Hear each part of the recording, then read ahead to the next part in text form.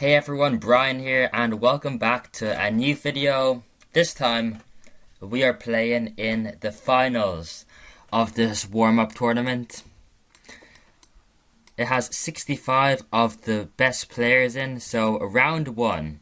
So there was some really great players here: Foxito Pepito, Sinful, Grass, Super Jump Blowjob, even Asian Sensation. Even though I think Asian Sensation got disqualified because he didn't play his game on time. And we also have some great players like Sabid, Sinful, and Jonathan M. Koth. And also Lokesh. So, where's me? So, here's how we started. We first played against Now I'd Win, aka Prideful, and he got DQ'd because he didn't play me. Next, we played Does Man Care, aka Gaylord. Then we played Simba. Then we played Noob Spammer. Then we played Lokesh. And now, it's the final. Stanoga. Stanoga had to beat all of these players. And now, we are down to only 2 players. So I'll let you know how that goes. And I'll see you in the finals. Okay, guys. It is the finals, best of 5 against Stanoga, aka Bronze Comeback. I'm not sure by Bron if he means Brian, but probably not. It's probably this obscure Polish reference because he is a pretty big Polish fan. I'm sure he was happy to see Poland draw France 1-1. Offside. Best of 5. I'm going NFE. He's also going NFE. He has this really wacky strategy of placing farmers everywhere. Because I'm not sure if you're aware of this, but sentries don't spawn where other towers are placed. Which means that if you place a farmer somewhere, the sentries can't hit. The sentries can't spawn on top of the farmer. So you can sort of manipulate your farmer placement that way, which is what he's doing. And it's probably the most efficient because he can just go straight for a balloon trap spot instead of what I'm doing. As you can see, he's not going to have to upgrade to a second NG for his balloon trap because he already has one up there. I would have done that, but I really can't be bothered because, let's be honest here, who can be bothered spamming 100 farmers every time you want to go NG? I just can't be bothered, honestly. Anyway, we are both going NFE. We've both used one boost. My plan here is to go for a bank. Now, you can't go for a bank before round 13 because of the tournament rules, so I sent him a small rush round 11 to get some eco, and we both go for our bank here. However, I do have an extra plant, which means I have more money than him. And on round 16, we are both gonna send each other a small rush, which we both boost to. I use my spike, which is why when you're playing NFE, it's really important to save spikes. Because that means, instead of having to upgrade to a flash bomb, you can simply just upgrade to a double shot and spike the leads. Round 18, we both upgrade to our flash bomb. Everything is really standard stuff so far. We both have our BIA up. Well, he doesn't have his BIA up yet, but I cashed out for my BIA, I think, but he probably did not. Round 20, we're both going to send each other a BFB here. Now, the reason why I'm sending him a BFB is to force him to cash out of his BIA. Whereas he's not sending me any BFB, which means we can continue cooking up money in that BIA, getting a lot of interest in it, and I think that's the more optimal play. although I am quite rusty, so I'm not so sure. He sells his BIA round 22 for a factory, which might be the play. Like right now, I'm expecting him to send me a "So My God," which he does, which I instantly stall it. Now I instantly cash out, spam some jitsus, because when you're going NFE, you want to spam jitsus as early as possible, so it can do the most damage to the "So My God." As in, 2 jitsus, if you upgrade them immediately, is probably more effective than having 5 jitsus but upgrading them really late. I have to sell my BIA here. I don't really think I needed to, but I was playing it safe. I send him a "So My God" back here and upgrade to my 4-2 fac. Now he does a really interesting play, which I had never ever once thought of. He overclocks a Bloom Jitsu. What I think is, bro, what the fuck? A Bloom Jitsu isn't even that powerful. But for some reason, it apparently works. Since he's able to defend that without having to boost. And he only has like 6 jitsus, whereas I had to have like 8 jitsus. So I'm not sure what happened there. And now he has 1 extra boost than me.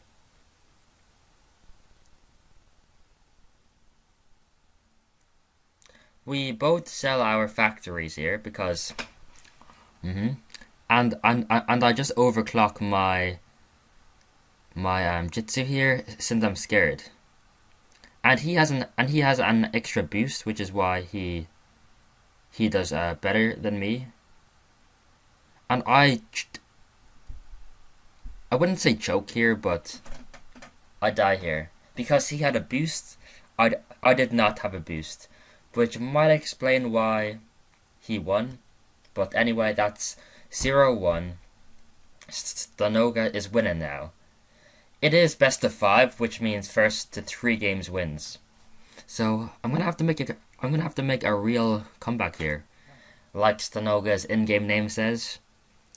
If you replace the U with a Y and swap the A and Y, it basically says Brian's comeback, which makes sense because I haven't really been around the battles community in a long time. On round 4, we both upgrade to a 1-1 boat, and I continue sending him some balloons because his boat's boss isn't very good against space balloons, and his second boss is even worse because generally with boats you want your boats to work in harmony, like my spots. His spots are quite disorientated. I would even argue they're a bit drunk. So his spots are really drunk, whereas mine are really complementing each other. I don't even have faster shooting on one of my boats, and we have still leaked less than he did, which is a testament to our OP boat farm mortar skills. OP. I think we have more eco than him because we sent him space balloons more than he did to me. And we have more lives, more eco. I instantly tower boost this. He also tower boosts. So we both have 2 boosts left. I have all of my spikes though. I force a signal flare here. Then, what I want to do now is don't boost. So I upgrade to 2 destroyers here after he rushes me with some blacks and zebras. Non-bloom boosted, by the way, which is key. I go straight for my bank here with 3k in hand. However, he only has he has no destroyers, no money whatsoever. and he has to boost here. We don't have to boost here, so we have one more boost than he does. What's more is that he has way less cash than I do, which is pretty much evident from the fact that he has no destroyers up.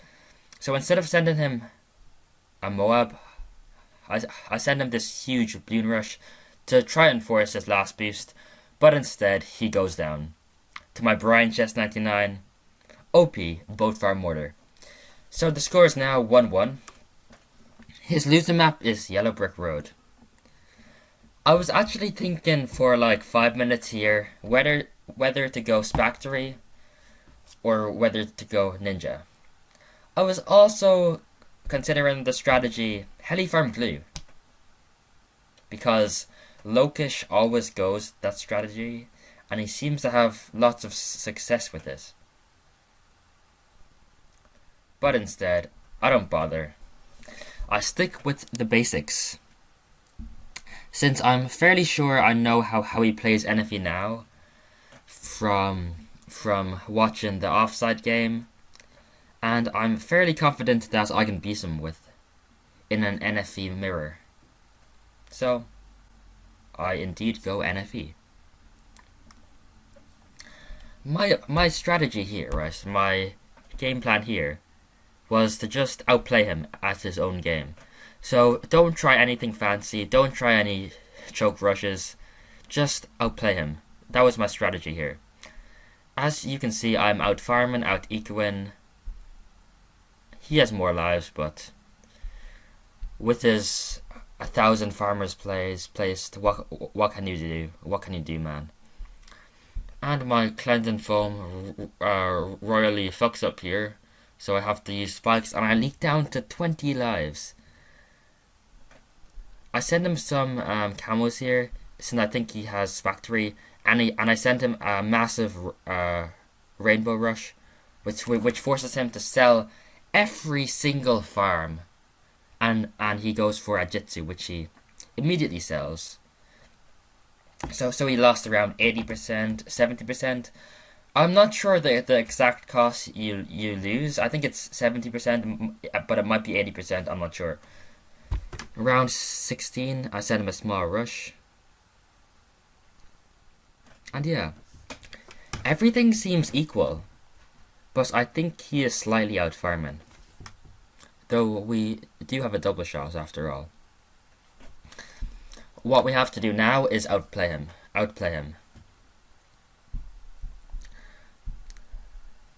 I Bloom boost a small rush at him, and I force his last boost. So, he has no boost left. I have one.